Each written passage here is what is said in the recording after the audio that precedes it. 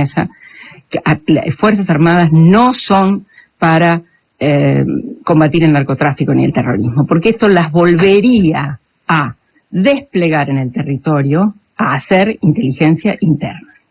Y además, las Fuerzas Armadas no están preparadas, ni tienen los medios, porque no tienen un tipo de armamento para la guerra, no para el tipo bueno, de... ahí, a ver, Nilde Garré es la ministra de Defensa y comparte el programa con nosotros hasta las 12.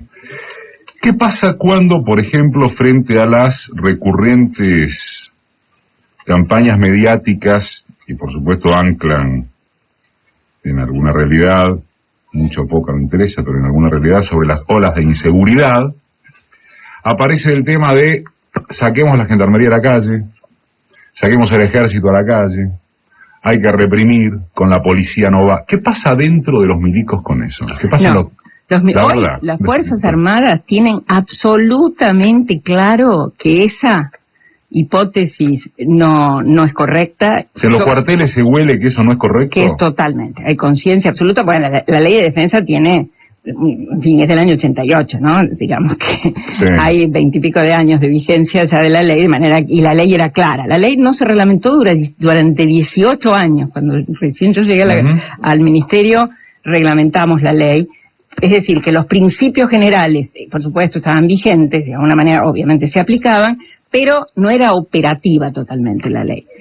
La ley dice como una de las cosas más fuertes esto. Y eso es ratificado después por la Ley de Seguridad Interior, que es unos años posterior. La seguridad es un tema de las policías. La defensa, es decir, el ataque de otro Estado a nuestro país, es un tema de las Fuerzas Armadas. Perdón, ¿cuántos militares hay todavía que fueron formados, esto es, ideológicamente formados en la época de la dictadura?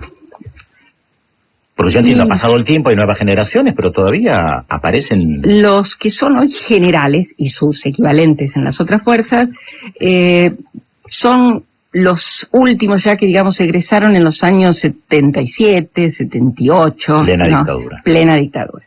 ¿Esos qué son ahora? Esos son generales, o algún coronel muy antiguo. O sea, se formaron ideológicamente durante la dictadura con hipótesis completamente diferentes a las que usted está planteando. Pero hoy en día estamos haciendo un sistema de planeamiento, justamente esta es una de las cosas que ha encargado este gobierno, es decir, bueno, vamos a planificar nuestro instrumento militar, las Fuerzas Armadas, en función de las amenazas, de los nuevos escenarios que hoy, como Pedro, bueno, sabe mucho mejor que yo todavía, y de eso nos habla siempre y aprendemos mucho de él, son absolutamente inciertos. Es un mundo, ¿no?, que si tuviéramos que caracterizarlo... ¿El qué es incierto? Y bueno, claro, es cambiante, incierto en cuanto antes era Chile y Brasil. El mundo en general. El mundo en general, ¿no? Claro, no y desde el punto de vista de la defensa, esto es muy marcado. Entonces, la idea es que nosotros, el sistema de planeamiento ahora, como ya no se puede definir por hipótesis de conflictos, antes era fácil. Chile, a ver, es nuestra hipótesis de conflicto. Bueno, ¿qué tanques compró Chile? Por ejemplo, ahora digamos, compró Leopard. Bueno, entonces nosotros tenemos que tener Leopard también, para poder invadir también nosotros con nuestros tanques a Chile. Y a ver, ¿qué compró Brasil? Y así estaríamos. Tiene Rafale aviones, o está comprando Rafale. Bueno, nosotros tenemos que ir programando comprar Rafale. Hoy en día, como eso no existe, entonces lo que hay que planificar el diseño de nuestro instrumento militar es sobre capacidades, es decir, aptitudes que podemos desarrollar para eventualmente defendernos. Contestame esto y vamos a una pausa. Lo que más me interesa es a quién se le ocurre hoy ser militar en la Argentina. Pero antes que eso, como para presentar, ¿cuántos milicos hay en la Argentina? ¿Cuántos militares hay? ¿En actividad? Sí. Y alrededor de 100.000, digamos, para redondear una cifra. 50.000 más o menos en ejército. Eso, y 50, ¿la mitad son ejército? La mitad son de ejército y un cuarto en cada una de las otras fuerzas. Sí, hay 100.000 militares. Así es. Bueno, después contestame a quién se le ocurre ser militar en este país. ¿Está bien? Está Nilde Garré, ministro de Defensa, son las 11:16. Una diferencia. Los sábados. De 10 a 13. Un clásico. Marca de radio. Te aviso, Nilde Garré, ministra de Defensa, que hay mucho mensaje por correo, por Facebook, por mensaje de oyente a propósito de Costa Rica, no tiene Fuerzas Armadas. Creo que ya lo contestaste.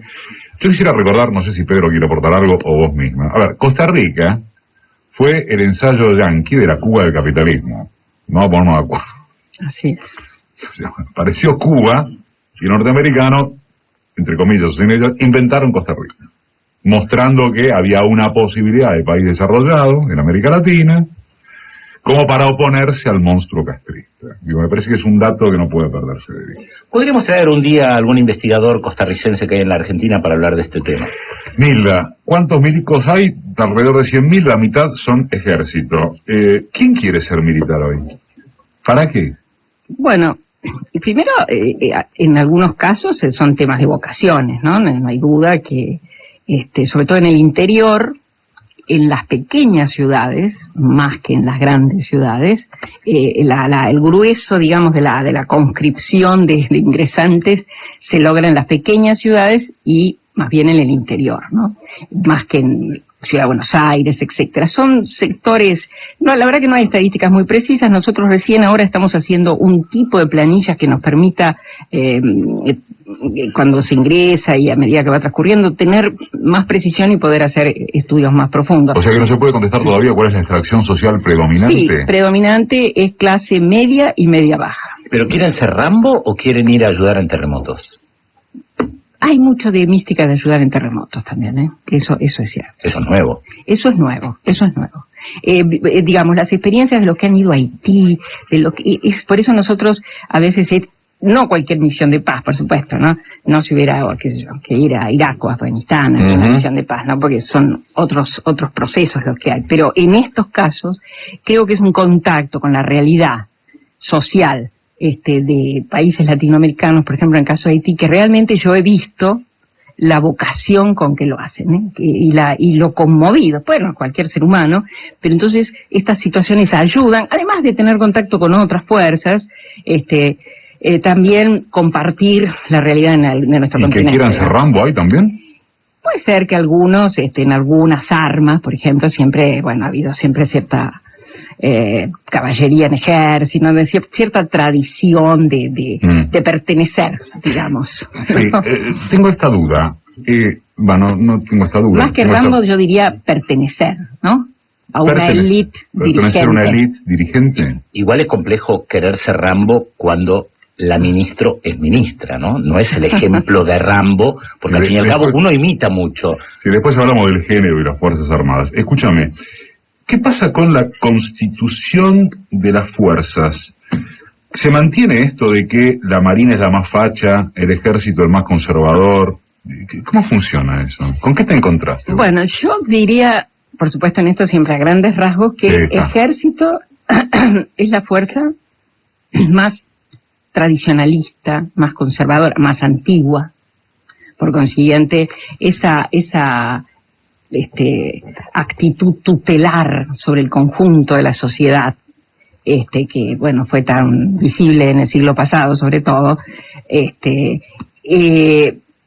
sigue de alguna manera presente, mucho más moderada, no tanto como para incursionar en la vida institucional e interrumpirla y apoderarse ellos de la conducción del país, pero de todas maneras creo que algo medio subyacente hay, y sobre todo, lo que decía un poco antes, en alguna de las armas de ejército, ¿no? Como por ejemplo caballería, que tiene todavía una tradición mucho más marcada que las otras armas, como puede ser infantería, artillería, etcétera, ¿no? Y sigue habiendo esta cosa de los nacionalistas, los liberales. No, está más despolitizado, claramente el ejército. Creo que eso es lo que primero